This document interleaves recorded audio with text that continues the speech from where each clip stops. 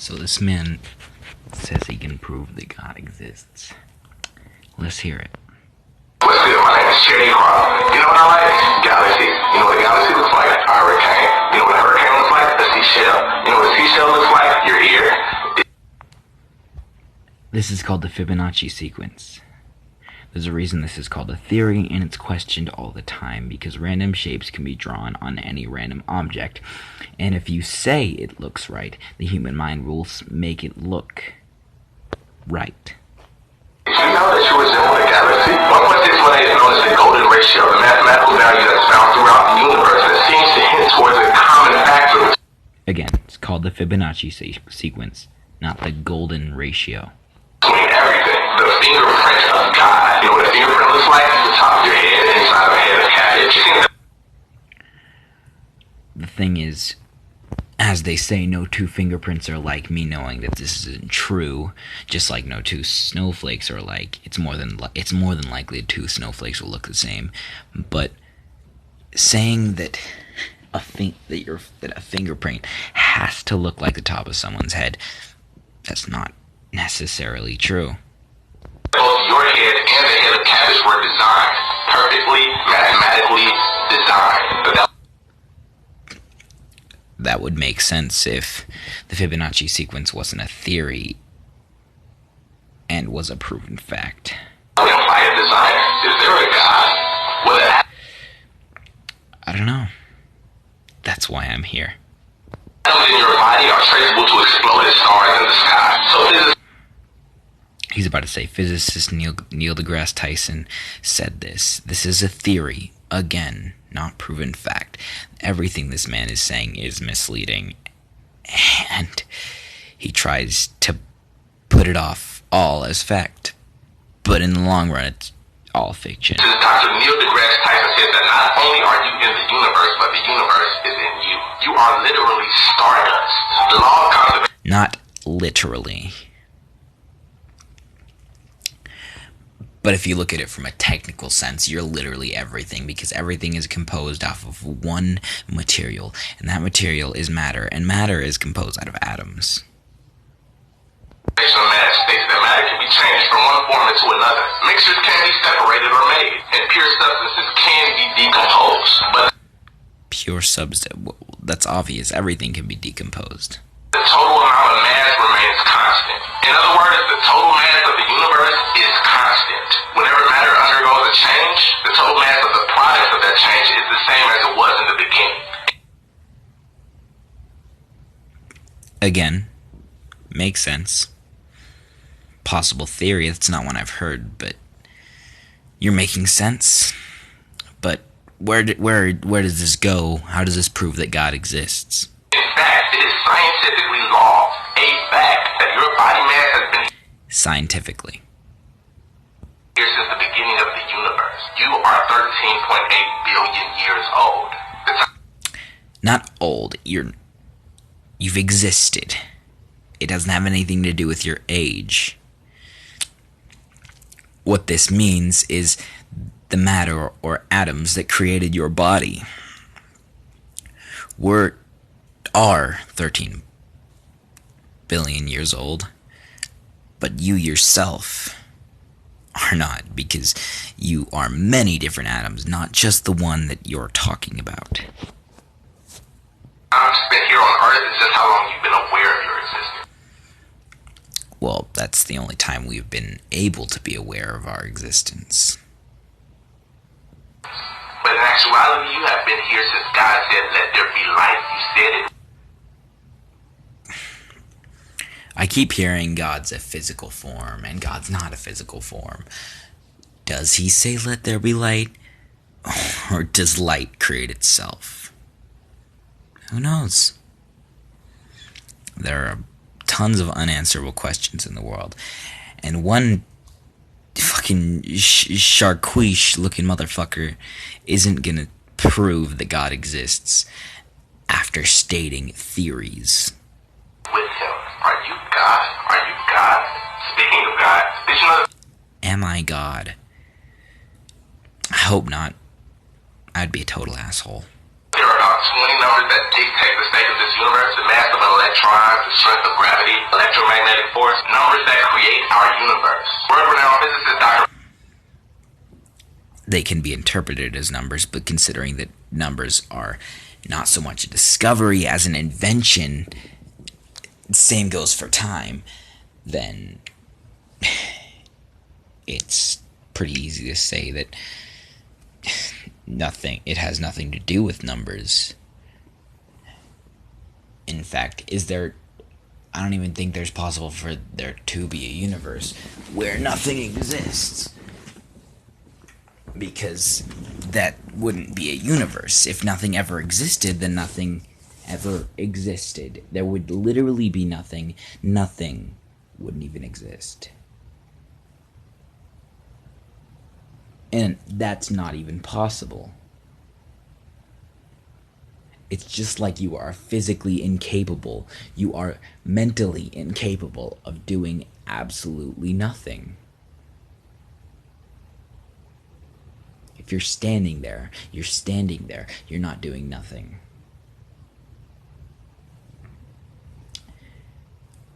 So, just because there are a few components that make the world perfectly doesn't change a thing. It's just like saying if you kill a butterfly in the past, it could change the whole present. It could change the whole future.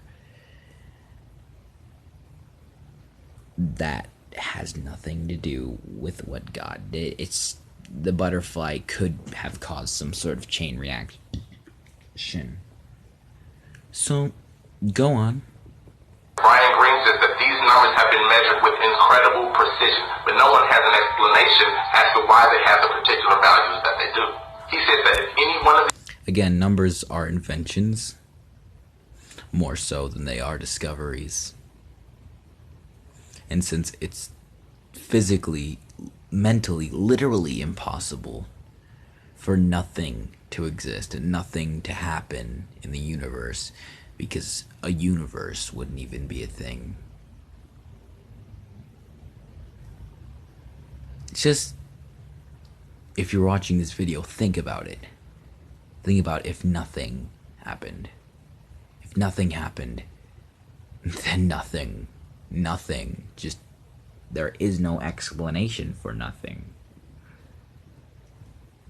these numbers were altered in even the slightest way, our entire universe would cease to exist. Our universe has been designed perfect. Again, like I said, it's physically impossible for a universe to cease to exist. Because then there would literally be nothing. Mathematically designed.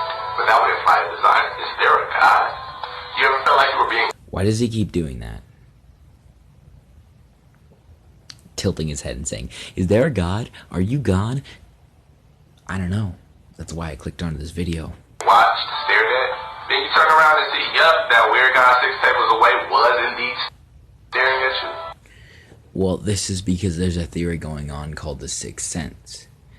Humans have recently developed this sixth sense. It has nothing to do with God sending you a message, because if God cared about every single person on the planet being stared at, he would have over 7 billion people to care about, to message that they're being stared at.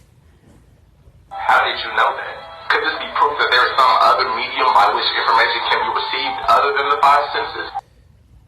Sixth sense, like I said, was a theory, and he's just skipping completely past that. Do you see dead people? Probably not, but you do feel eyes. You do think about that person that you haven't talked to a month, and then suddenly they call your phone. You do. This is called a coincidence.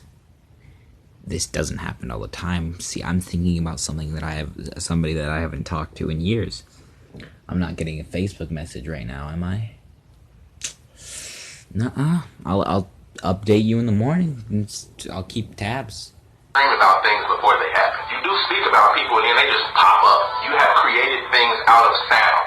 Speaking of which, did you know that if you take a plate of salt and play certain sound frequencies at it, that the vibrations will cause the salt to form? The first time that I watched this video, this is one of the biggest points that I have to make.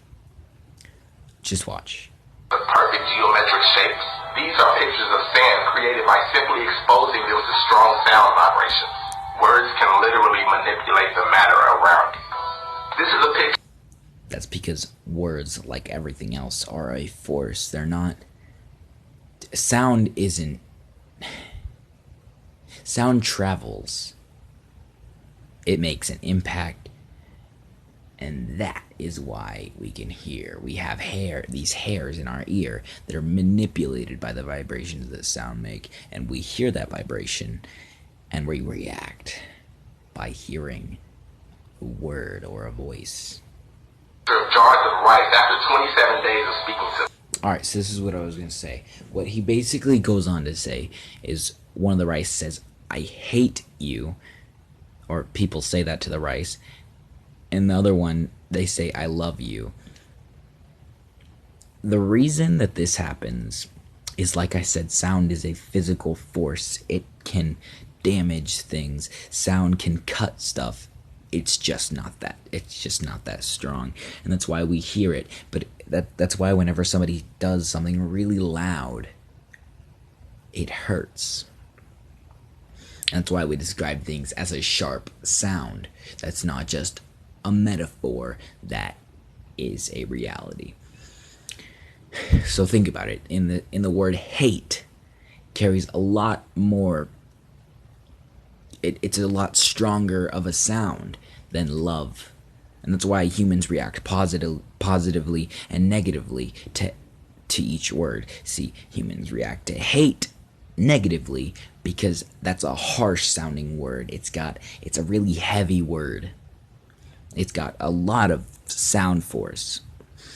And people react to love positively because love is a soft, smooth, silky word that isn't nearly as heavy as hate. And speaking to Rice, saying hate. And speaking to Rice using love, it only makes sense that the rice would be affected more prevalently in the rice that you're saying hate to than the one you're saying love to. Also, if you look closely, it's very obvious that the rice on the other hand, on the left, has some physical altercations. Or just, at least to me. The jar on the right, people only said I love you to it. The jar on the left, people only said I hate you to it. And thus, the I hate you jar molded astoundingly quicker. These are pictures of ice crystals.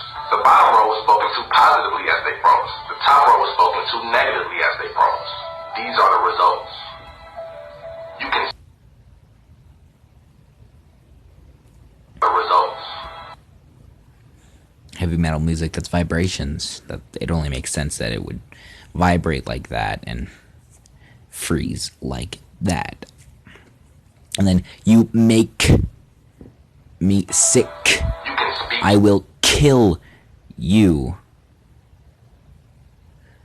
Adolf Hitler, that's just a name. It really doesn't pose any merit. That ice it's just ice. And the rest of them, we can't even see the phrases. How do we know it makes a difference? And the rest of them are very obviously pictures of snowflakes. How do we know he's not lying? The bottom row was spoken to positively as they froze. The top row was spoken to negatively as they froze. These are the results. You can speak your world into existence. There is power in your words. John 1:1. Also, saying Adolf Hitler to something isn't exactly negative. It's just a name. I guarantee you there are people still on the planet named Adolf Hitler. The King James Version of the Bible says, in the beginning was the Word, and the Word was with God, and the Word was God.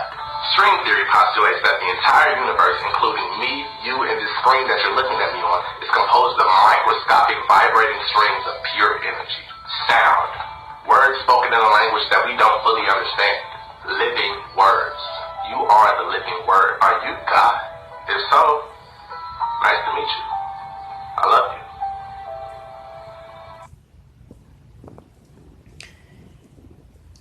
you.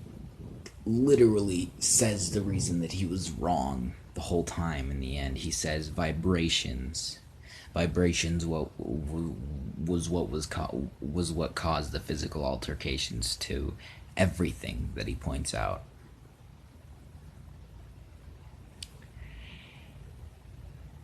And I know I have insulted him in the video, but rightfully so. Just because people with their opinions on religion see this without judgment, they don't judge it like somebody without an opinion like me. So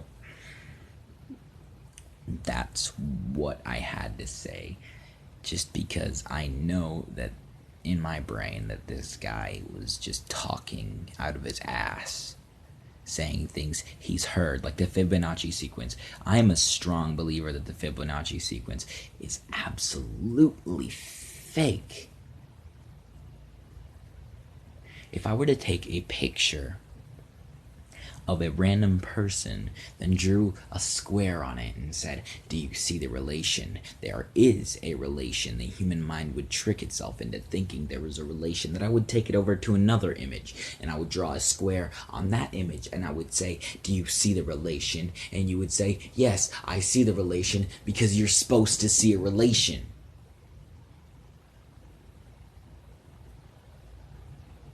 I'm 13 years old.